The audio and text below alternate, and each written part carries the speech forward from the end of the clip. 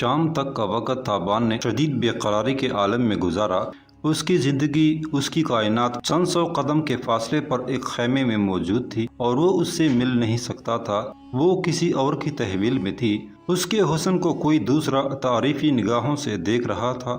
شاید سردار یرغا اس کے سرحانے موجود نہ ہوتا تو وہ دندناتا ہوا تسلی کے پڑاؤ میں گھس جاتا اور پرچم بردار سردار کے خیمے چاک کر کے شہزادی ماشا کے روبرو پہنچ جاتا۔ سکندر اپنے شکاری قافلے کے ساتھ شام سے کچھ دیر بعد پڑاؤ میں پہنچا۔ ایک چکڑا شکار کیے گئے جانور اور پرندوں سے لدا ہوا تھا۔ چکڑے کے ساتھ ساتھ دو مقدونوی سوار محافظوں کی طرح چلے آ رہے تھے۔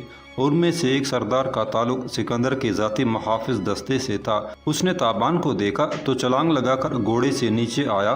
تابان، کہاں تھے تم؟ اس نے تابان کو کندھوں سے تام کر بے تکلفی سے سوال کیا۔ کیوں، کیا بات ہے؟ تابان نے دریافت کیا۔ تمہیں سالار اعظم یاد کر رہے تھے۔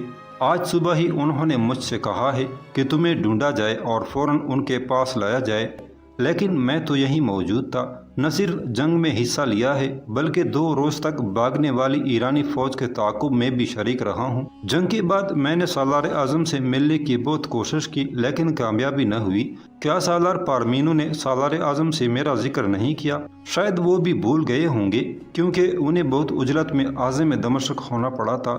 بہر طور اب تم فوراً سالار اعظم کے خیمے میں پہنچو، بلکہ میرے ساتھ ہی چلے آؤ۔ میں ابھی تمہیں سالار اعظم کے سامنے پیش کرتا ہوں۔ کچھ ہی دیر بعد تابان سکندر کے شاندار خیمے میں موجود تھا۔ یہ خیمگاہ چند روز پہلے تک دارا کی ملکیت تھی، لیکن اب اس کی ہر شے پر سکندر کو تصرف حاصل تھا۔ سکندر چاہتا تو وہ دنیا کا ہر سامان عشرت اس خیمگاہ میں جمع کر سکتا تھا، لیکن وہ فطرتاً قناعت پسند شخص تھا، بلکہ کبھی کبھی تو اس پر رہبانیت سی طاری ہونے لگتی تھی۔ لذیذ غذاؤں، معطر عورتوں اور سیم و زر کی بہتات اسے قطعی متاثر نہیں کر پائی تھی۔ دمشق سے ملنے والے سونے اور جواہرات کے ذخیروں کو وہ جوں کانو یونان بھیجنے کا ارادہ رکھتا تھا۔ تابان خیمے میں پہنچا تو سکندر حسب عادت ہاتھ پشت پر باندھے چہل قدمی کر رہا تھا۔ پہلے ہی نظر میں وہ تابان کو از حد پریشان نظر آیا۔ تابان نے جھک کر تعظیم پیش کی اور مؤدب کھڑا ہو گیا۔ تابان کا خیال تھا کہ وہ اس سے بلا اجازت دمشق جانے کے بارے میں بات پرس کرے گا یا جنگ آسوس کے حوالے سے اس کی کارکردگی سننا چاہے گا، لیکن سکندر نے ان میں سے کوئی موضوع نہیں چھیڑا۔ وہ کچھ دیر گہری نظروں سے تابان کی سمت دیکھتا رہا، پھر گمبھیر لہجے میں بولا، تابان، ہم کل سے ایک سخت الجھن میں گرفتار ہیں، شاید تم ہماری کچھ مدد کر سکو۔ تابان نے انکساری سے کہا، اگر آپ نے غلام کو کسی مشورے کے قابل سمجھا ہے تو یہ آپ کی زرہ نوازی ہے۔ سکندر نے گہری سانس بھر کر کہا، سردار تابان، ہم نے ایک شخص سے قول کر رکھا ہے۔ یہ اس وقت کی بات ہے جب گرینیکس کی لڑائی ہوئی تھی اور دوران جنگ ہم زخمی ہو کر گھوڑے سے گر پڑے تھے۔ اس شخص نے جان پر کھیل کر ہماری حفاظت کی تھی۔ ہم نے اس سے وعدہ کیا تھا کہ اس کی 3 جائز خواہشات پوری کریں گے اور دل میں زیوس دیوتا کی قسم کھائی تھی کہ اپنے عہد پر قائم رہیں گے۔ اب یہی قسم ہمارے گلے کا پندہ بنی ہوئی ہے اور ہر لہجہ ہمیں اپنا دم گھٹتا محسوس ہوتا ہے۔ تابان نے نظریں جھکائے ہوئے کہا، غلام کو حکم دیجیے، وہ اپنی جان بھی آپ کے قدموں میں نچھاور کر سکتا ہے۔ سکندر نے طلائی جام میں سے نشہ آور مشروب کا ایک چھوٹا سا گھونٹ بھرا اور خیمے کے دور افتادہ حصے کو گمشدہ نظروں سے دیکھتے ہوئے بولا، ہمارا قیاس ہے کہ تمہیں شہزادی ماشا کے متعلق پتہ چل گیا ہوگا۔ اسے دمشق کے ایک معبد سے برآمد کر لیا گیا ہے اور وہ اس وقت پڑاؤ میں ہی موجود ہے۔ تابان نے کہا، ہاں سالار اعظم، میں جانتا ہوں۔ سکندر بولا، شہزادی ماشا کل ایک فوجی سالار کے ساتھ ہمارے خیمے میں آئی تھی۔ یہ وہی سالار ہے جو شہزادی کو معبد سے چڑا کر لایا ہے۔ اس کا نام فرال روز ہے اور اس کا تعلق تسلی کے دستوں سے ہے۔ تابان نے کہا، میرا خیال ہے آپ اسی سالار کی بات کر رہے ہیں جو قلب کا پرچم بردار بھی ہے۔ سکندر نے اس بات میں جواب دیا اور کہا، تم نے درست پہچانا ہے، لیکن فرال کے بارے میں ایک بات شاید تمہیں معلوم نہ ہو۔ یہی وہ سالار ہے جسے ہم نے جنگ گرینیکس کے بعد قول دیا تھا قول دیتے وقت ہمیں گمان نہیں تھا کہ کسی وقت یہ ہمارے لیے اتنی بڑی مشکل کا باعث بن جائے گا۔ تابان سب کچھ سمجھ رہا تھا اور خاموش تھا۔ اس کی سوالیہ نظریں سکندر کے چہرے کی جانب اٹھی ہوئی تھی۔ سکندر نے خیمے کے روزن پر نگاہیں گاڑے ہوئے کہا، کل فرار روز نے ہم سے شہزادی مارشا کا ہاتھ مانگا تھا۔ ہم نے اسے بتایا کہ شہزادی مارشا کے بارے میں کوئی فیصلہ کرنا ہمارے لیے ممکن نہیں۔ شہزادی ہمارے ایک وفادار سردار کی آرزو ہے اور وہ اس کی خاطر عرصے سے سرگرداں ہے۔ فراد روز نے ہمارے سامنے گھٹنے ٹیک دیے اور بولا کہ اب وہ شہزادی کے بغیر زندہ نہیں رہ سکتا۔ اس نے ہمیں ہمارا قول یاد دلایا اور اس قول کے صدقے سے شہزادی کا ہاتھ مانگا۔ سکندر نے ایک لمحے کے لیے رک کر تابان کا چہرہ دیکھا اور نیم دلی سے مسکرا کر بولا، لیکن تمہیں زیادہ فکر مند ہونے کی ضرورت نہیں۔ ہم نے فرار روز کی کسی خواہش کا جواب ابھی تک نہیں دیا۔ ہم نے اسے یہ کہہ کر واپس بھیج دیا تھا کہ یہ معاملہ اتنا سہل نہیں جتنا وہ سمجھ رہا ہے۔ اب ہم نے تمہیں اس لیے طلب کیا ہے، اس سلسلے میں ہمیں تمہارا مشورہ درکار ہے۔ دیوتا گواہ ہے، ہم شہزادی مارشا کو تم سے منسوب دیکھنا چاہتے ہیں کیونکہ تم نے اس کے لیے تکالیف سہی ہیں اور صبر آزما انتظار کیا ہے، لیکن ہمیں اس قول سے جان چھڑانے کا کوئی راستہ نہیں سوجھ رہا۔ تابان یکسر خاموش تھا۔ اسے کچھ سمجھ نہیں آ رہا تھا کہ اس موقع پر اسے کیا کہنا چاہیے اور کچھ کہنا بھی چاہیے یا نہیں۔ اس کے سینے میں آگ دہک رہی تھی اور رہ رہ کر فرال کا حسین و جمیل چہرہ نگاہوں میں گھومنے لگتا تھا۔ یہ چہرہ 2 دن سے ایک پانس بن کر اس کے سینے میں چھپا ہوا تھا۔ رہ رہ کر ایک خیال اس کے دل میں ابھرتا تھا اور پورے جسم میں کرب کا زہر بھر دیتا تھا۔ کہیں شہزادی مارشا بھی تو اس وزیر سالار کی شخصیت میں نہیں الجھ گئی تھی؟ فرال اسے اپنے ہمراہ سکندر کے پاس کیوں لایا تھا؟ کیا وہ سکندر پر شہزادی کی آمادگی ظاہر کرنا چاہتا تھا؟ انگنت وسوسے اسے گھیرے میں لے رہے تھے۔ دفتن شاہی چوبیدار نے خیمے میں آنے کی اجازت طلب کی۔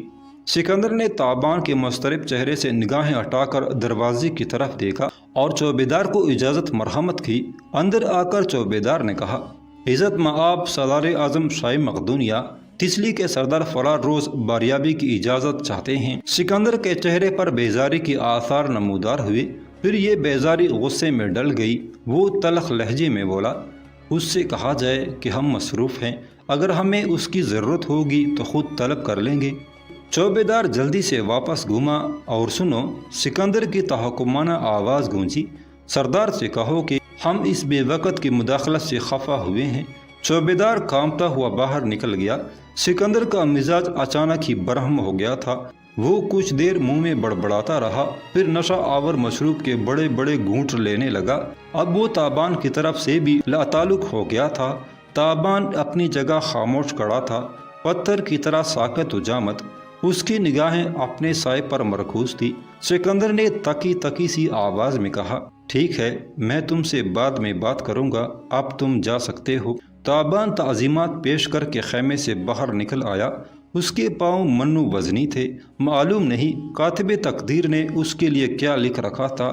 پہلے منزل اس کی نگاہوں سے اوجھل تھی، اب منزل سامنے تھی اور اس میں قدم بڑھانے کی سکت نہیں رہی تھی۔ شاہوں کے شاہ سکندر نے دیوتاؤں کے دیوتا زیوس کی قسم کھائی تھی اور یہ قسم تابان کے پاؤں کی زنجیر بنتی جا رہی تھی۔ اپنے خیمے میں پہنچ کر تابان بستر پر بے سدھ لیٹ گیا۔ اس کے سینے میں جیسے کوئی دہکتا ہوا انگارہ رکھا گیا تھا۔ شہزادی مارشا کے لیے اس نے کیا کیا مصائب نہیں جھیلے تھے، اور اب جب وہ اس کے قریب پہنچ چکا تھا، ایک بلند و بالا دیوار ان کے درمیان حائل ہو گئی تھی۔ پورے 2 دن تابان نے سخت کرب کے عالم میں گزارے۔ وہ خیمے سے باہر گیا اور نہ کسی کو خیمے میں آنے دیا۔ شمعدان بجھے رہے اور وہ بھوکا پیاسا اپنی سوچوں کے جہنم میں جلتا رہا۔ تیسرے روز اسے خیمے کے دروازے پر کورا کا چہرہ نظر آیا۔ غالباً وہ پہرےدار کو زبردستی راستے سے ہٹا کر اندر چلی آئی تھی۔ کوئی اور ہوتا تو تابان اس پر پٹ پڑتا، لیکن کورا کے سامنے زبان کھولنا اس کے لیے ممکن نہیں تھا۔ کچھ عجب سی احترام آمیز نسبت تھی اسے کورا سے۔ کورا نے اس کے قریب پہنچ کر اپنی ہنائی انگلیاں اس کے الجھے بالوں میں پھیری۔ تابان، یہ کیا حالت بنائی ہے تم نے؟ تابان نے بے ساختہ اپنا سر اس کی آغوش میں پھینک دیا اور اپنے آنسو روکنے کی جدوجہد کرنے لگا، لیکن دریا تو کناروں سے بہہ نکلا تھا۔ اب ریت کے بند کون بچا سکتا تھا؟ کورا کی آغوش تر ہونے لگی۔ ایک جری سردار رو رہا تھا تو اس میں حیرانی کی بات نہیں تھی۔ تناور درخت روتے ہیں، پہاڑ روتے ہیں، یہاں تک کہ آسمان بھی روتا ہے۔ نہ جانے کیوں تابان کو محسوس ہو رہا تھا کہ ماہ سال الٹے قدموں چلتے بہت پیچھے نکل گئے ہیں۔ ابھی وہ غلام نہیں بنا، ابھی اسے بہن بھائی اور والدین سے جدا نہیں کیا گیا، ابھی وہ اپنے ہی گھر کے ایک نیم تاریک کمرے میں بیٹھا ایک مہربان آغوش میں سر رکھ کے سو رہا ہے۔ یہ کس کی آغوش ہے؟ شاید اس کی ماں کی، شاید بڑی بہن کی، یا پھر کسی اور مہربان ہستی کی۔ بہت دیر کورا کی آغوش میں سر چھپائے رکھنے سے اس کے کھولتے ہوئے دماغ کا درجہ حرارت کچھ کم ہو گیا۔ اس نے نیم تیرگی میں کورا کی طرف دیکھا۔ اس کی حسین غمزدہ آنکھیں تابان پر لگی تھی۔ تابان کو یاد آیا کہ ابھی تو اسے کورا سے معافی بھی مانگنا ہے۔ اس نے کورا کو بہت دکھ دیا تھا، اس کی مخلص ذات کو کئی طرح کے شکوک کا نشانہ بنایا تھا، یہاں تک کہ اس پر اپنی جان لینے کا شبہ بھی کیا تھا۔ تابان کو یاد آیا کہ کس طرح وہ سانپ لے کر اس کے خیمے کے سامنے منڈلاتی رہی تھی اور پھر نشیب کی طرف بھاگ گئی تھی۔ نشیب میں جا کر تابان نے اس سے ناروا سلوک کیا اور اس کے معصوم دل پر سخت چرکے لگائے تھے۔ بعد ازاں کورا نے اسے جھوٹ اور سچ کے چہرے دکھائے اور وہ معاشرہ کی طلب میں دیوانہ ہو کر کائن خاتم کے تعاقب میں نکل بھاگا۔ اسے کورا سے معافی طلب کرنے کا موقع ہی نہیں مل سکا تھا۔ آج کئی ماہ بعد کورا پھر اس کے سامنے آئی تھی، اپنی مہربان اور شفیق روپ میں، جو ہمیشہ تابان کے زخموں پر مرہم رکھتا تھا۔ تابان اٹھ کر بیٹھ گیا، کچھ دیر کھوئی نگاہوں سے کورا کا پرشباب چہرہ دیکھتا رہا، پھر نرم آواز میں بولا، کورا، میں نے تمہارے ساتھ بہت ناانصافی کی ہے، بہت توہین کی ہے تمہاری۔ کورا نے اس کے لبوں پر ہاتھ رکھ دیا۔ کچھ مت کہو تابان، کچھ بھی مت کہو۔ جہاں دل کی بات دل سمجھتا ہو وہاں الفاظ کی ضرورت نہیں رہتی۔ مجھے تم سے کوئی شکوہ نہیں، کوئی ملال نہیں میرے دل میں۔ تابان نے اپنے ہونٹوں سے اس کے ہاتھ ہٹانا چاہے، وہ عاجزی سے بولی، نہیں تابان، پہلے وعدہ کرو، تم رسمی لفظوں سے میری سماعت کو مجروح نہیں کرو گے، کچھ نہیں کہو گے۔ تابان نے نگاہیں جھکا لیں۔ کورا نے اس کے ہونٹوں سے ہاتھ ہٹایا اور بے اختیار اس کا سر تام کر اپنے کندھے سے لگا لیا۔ کتنی ہی دیر وہ اسی طرح گم سم بیٹھی رہی، آنسو اس کے رخسار پر ڈلک رہے تھے۔ آخر وہ گلوگیر آواز میں بولی، تابان، کل سردار پارمینو مجھ سے ملے تھے۔ تابان نے حیرت سے اس کی طرف دیکھا اور بولا، وہ تو دمشق میں تھے، وہاں سے وہ لوٹ آئے ہیں، لیکن وہ تم سے کیوں ملے؟ یہی بات تو میں تمہیں بتانے جا رہی ہوں۔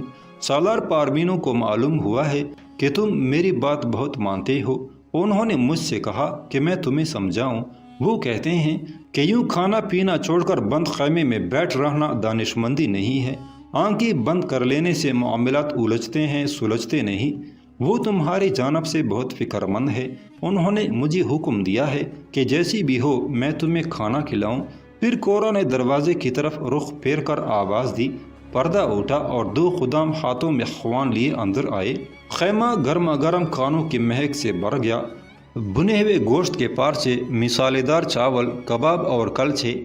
دوسرے خوان میں مختلف اقسام کے میوہ جات تھے۔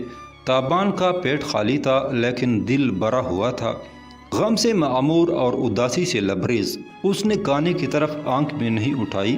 کورا اسے چند لقمے لینے کے لیے مجبور کرنے لگی۔ تابان نے واضح الفاظ میں معذرت کی۔ اسی دوران سالار پارمینو بنفس نفیس خیمے میں پہنچ گئے۔ انہیں دیکھ کر تابان اور کورا احترام سے کھڑے ہو گئے۔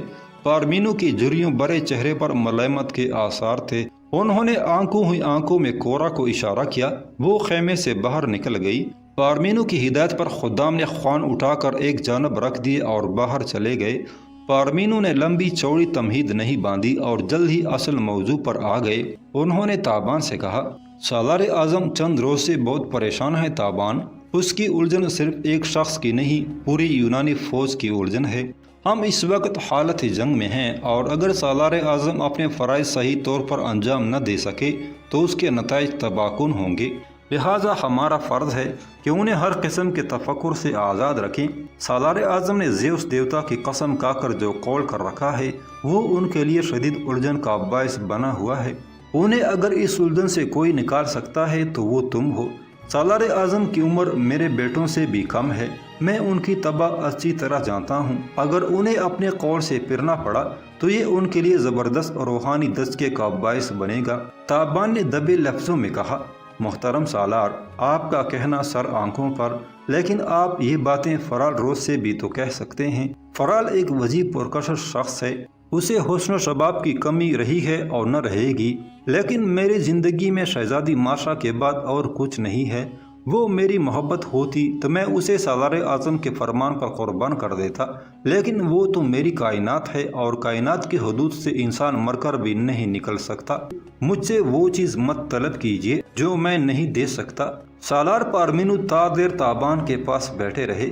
بظاہر وہ مختلف موضوعات پر گفتگو کر رہے تھے، لیکن گھما پھرا کر بات شہزادی ماشا کی طرف ہی لے آتے تھے۔ ان کے بزرگانہ لہجے میں تابان کے لیے بند و نصائح کے انبار تھے، لیکن تابان کے لیے یہ سب بے اثر تھا۔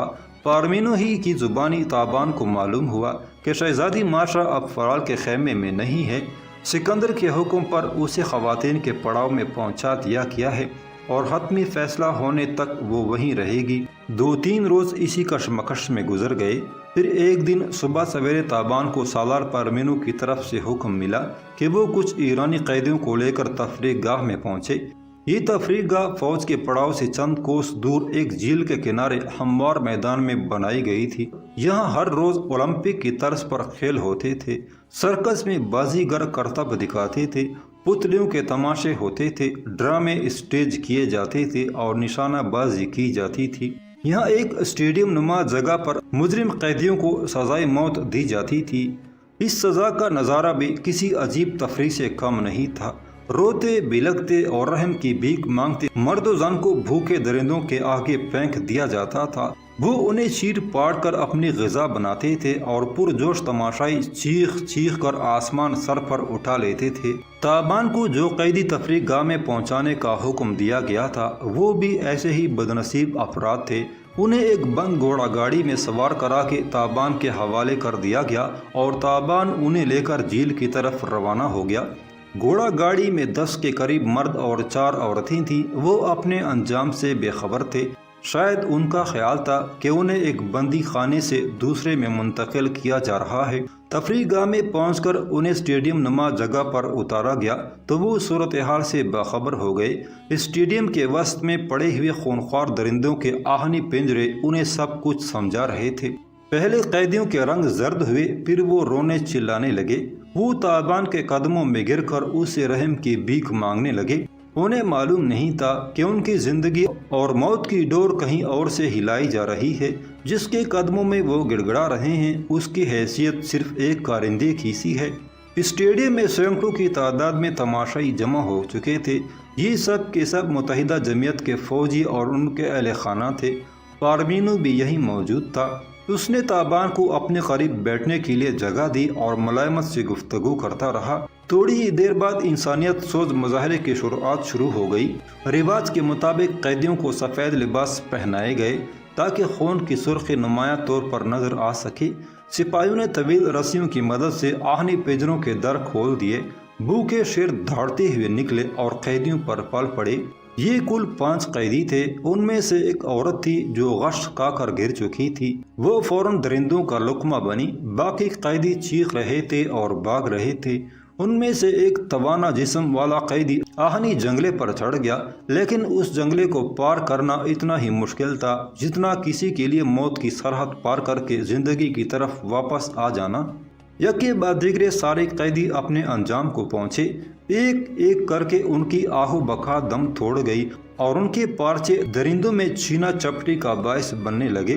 پھر یہ چھینا چپٹی بھی ختم ہو گئی۔ آہنی جنگلے کے اندر خون آلود دھجیوں اور گرد آلود انسانی چیتڑوں کے سوا اور کچھ باقی نہ رہ گیا۔ خون آلود پنجوں والے درندے بے قراری سے آہنی جنگلے کے قریب ٹہلنے لگے۔ اب انہیں مزید قیدیوں کا انتظار تھا۔ 5-5 کی ٹکڑیوں میں 4 مرتبہ قیدیوں کو اندر بھیجا گیا اور ان کی لرزاخیز موت کا تماشا دیکھا گیا۔ اب دوپہر ہو چکی تھی۔ پارمینو تابان کو اپنے ساتھ لے کر تفریح گاہ کے وسطی حصے میں آ گیا۔ یہاں ایک وسیع حمام بنایا گیا تھا۔ اس حمام میں بھاپ دینے والے پتھر تھے اور سنگ سلیمانی کا ایک بڑا حوض تھا۔ اس حوض میں ہر وقت نیم گرم پانی موجود رہتا تھا۔